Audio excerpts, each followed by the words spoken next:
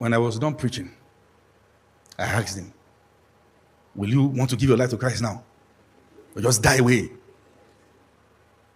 He looked at his friend. He had a deep breath, smiled.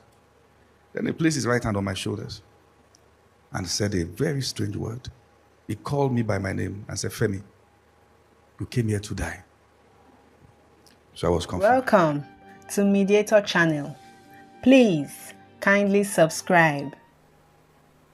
I know what it means not to be able to love. I couldn't love. I was in a relationship. The moment you mention marriage, or I just yesterday like, when are we going to take this to the next level? It will look like I want to die.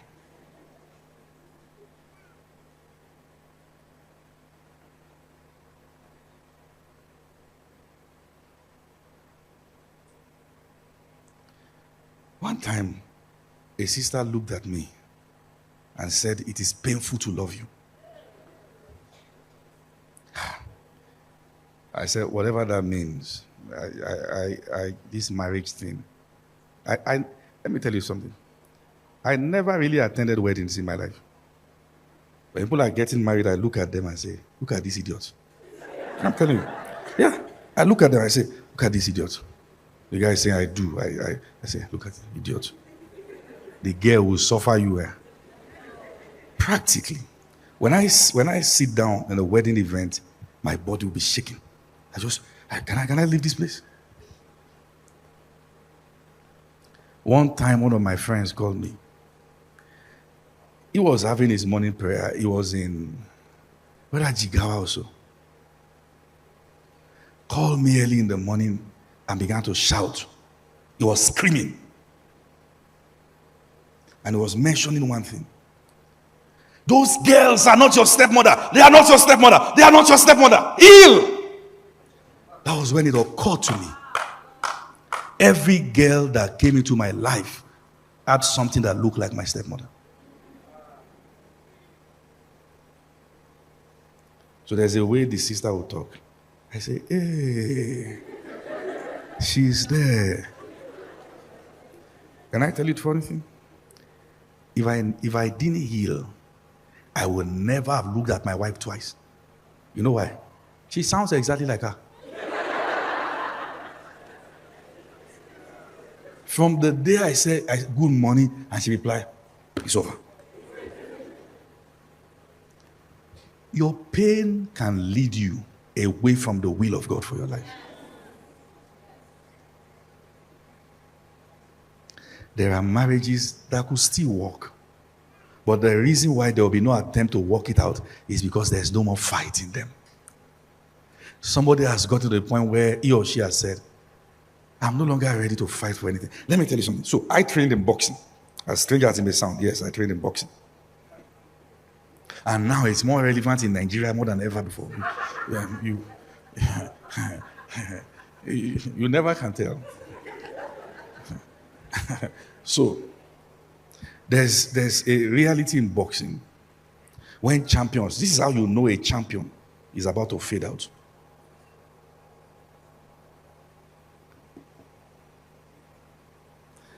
It happened to all the champions. For Muhammad Ali, it was this guy. Who is a boxing fan here? Is it a thriller in Manila? Who is that?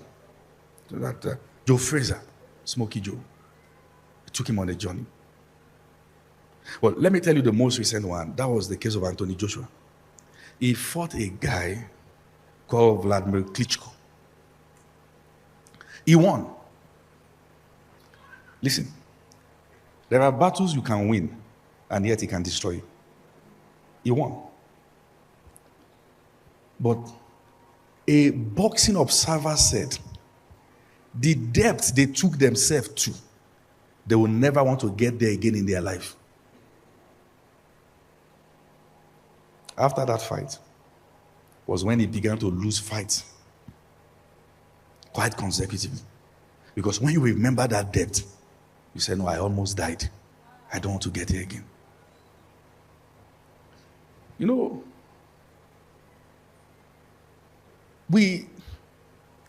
If we're going to navigate this season as a continent, we need to go back and study Egypt. Whatever Pharaoh did, do you not think the devil is still interested in that curriculum? What did he do in the space of 40 years? That was terrible. Look at it. Even God, with whom there's nothing that shall be impossible. He said, I'm the Lord God of all flesh. Is there anything that is impossible with me? That God called Moses in Exodus 32 and said, Moses, let me wipe out these guys. Let me wipe them out. Moses said, Baba, if you wipe out these guys and the Egyptians hear this, they will say you have the power to bring them out of Egypt, but you don't have the power to establish them in the promised land. And the Bible said God repented. Meaning that they got God almost to the point of irrationality. That every generation that tasted Pharaoh, all of them, God, who made the heavens and the earth, could not bring them to the promised land. All that generation had to die, except for Joshua and Caleb. The Bible said men within whom there was another spirit. Meaning that whatever happened in Egypt didn't break them. Can I tell somebody? The devil wants to break you to a point that there is a kind of future that no longer can be yours.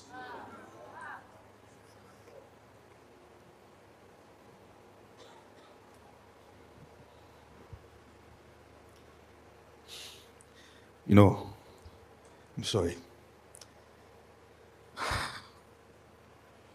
I hate to.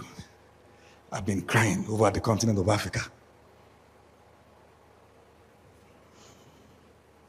Whatever happened to us is serious. You watch PhD holder in UK washing plates. Medical doctors washing someone's bum bum. What did they do to us?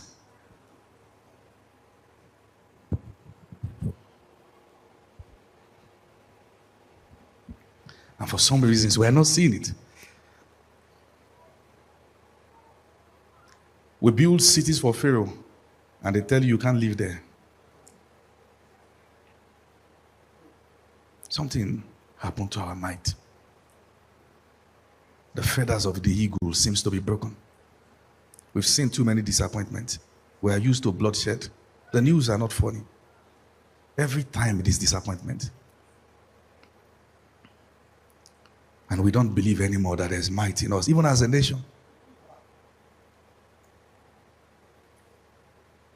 We don't have fight in us anymore. You hear people say Nigeria is not a country worth fighting for. How can a country that was once considered a future superpower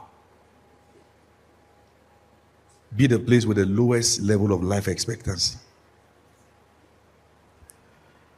But we'll gain our might back.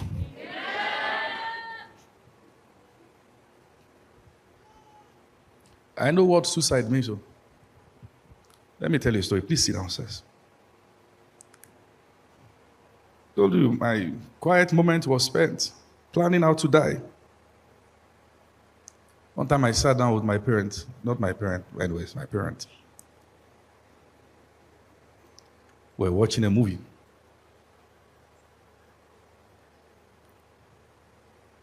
And in that movie, somebody committed suicide.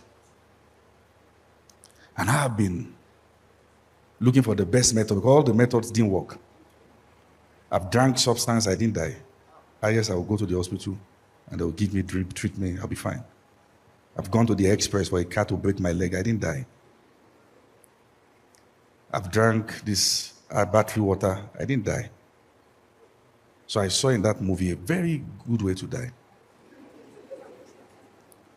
So when we were watching that movie, they just noticed I was the only one who shouted, "Thank you, Jesus." So I left them. Because I will sit down in my room and shout. They won't let me live. You won't let me die. So I went to the kitchen and I took the instrument that the person killed herself with in the movie, a boiling ring. So I baited. Then did exactly what I saw in the movie, put the boiling ring in my armpit. Then on the light. Then NEPA took light.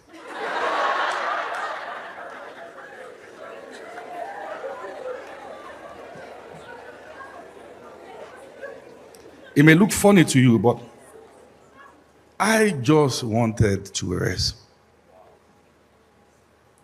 When NEPA took light, they shouted, "Ah, NEPA!"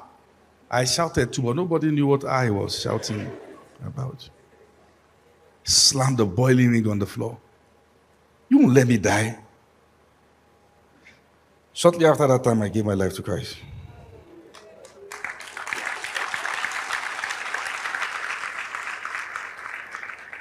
But I still wanted to die.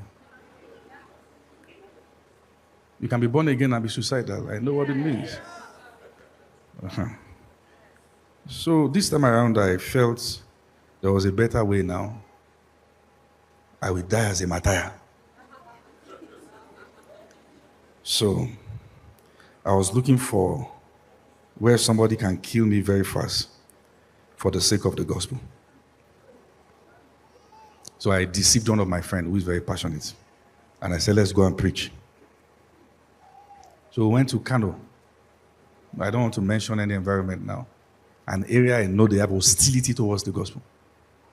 And I was scanning for the most Islamic person I could see that could help me with a dagger or something.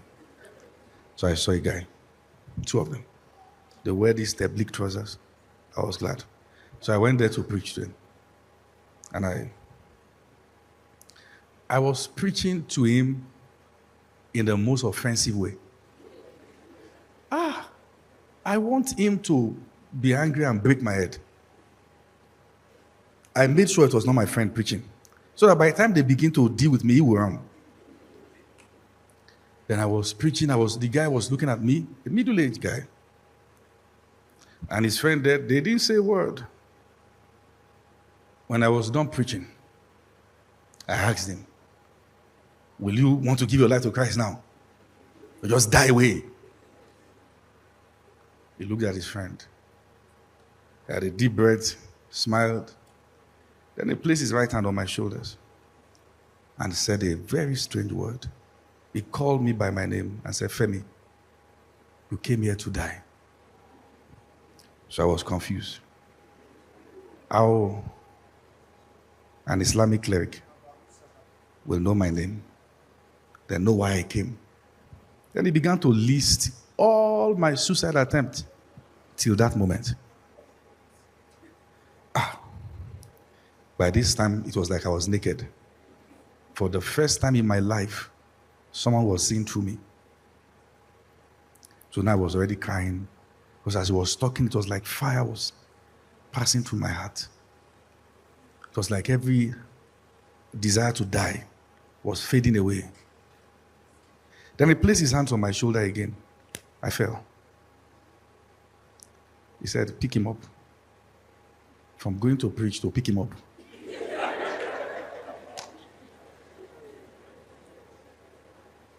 Then he began to speak about the future. And for every word he was saying, it was like a wave of water was rushing through my head. It was like a wave. I was shaking the way, beside the road at night, where I want to die.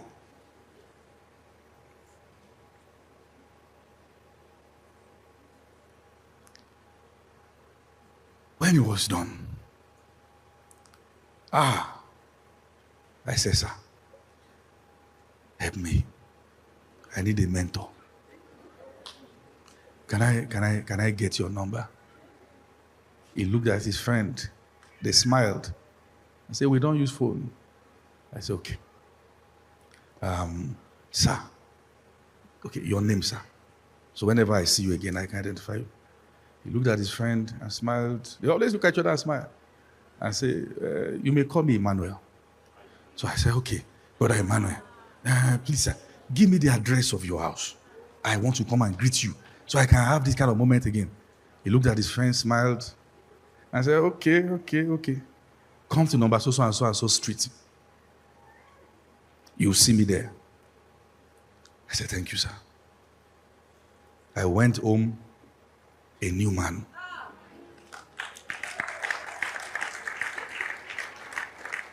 Now, following the first thing in the morning, I knew I needed to see Brother Emmanuel again.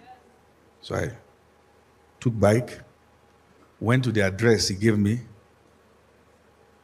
I got there. It was a church. And guess what? The name of the church was Emmanuel Sanctuary.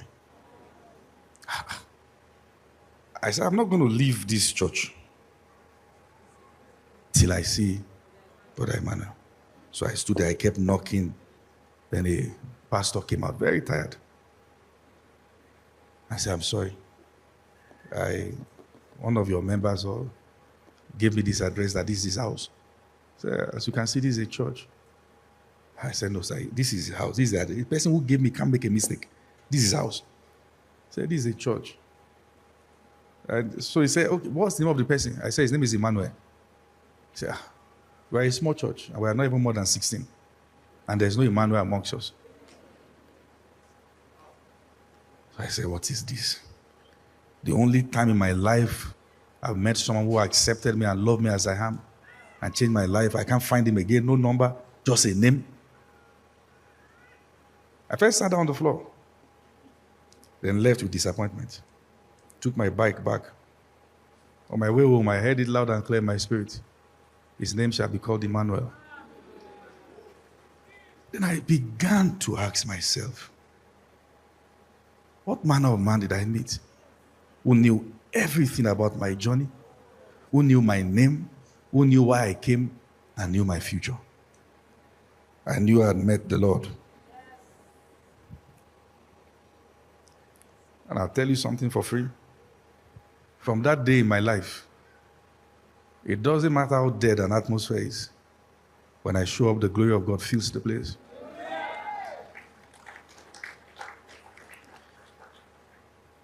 There's only one true deliverer. He's the only one who can accept you truly. He's the only one who can heal you completely. Many of us are looking for healing where it doesn't exist. He's the only one that can mend your broken heart. And to that woman, he's going to answer your questions. Just help her. There are questions that just help them. You sometimes won't find answers to from men. I remember when my mentor died.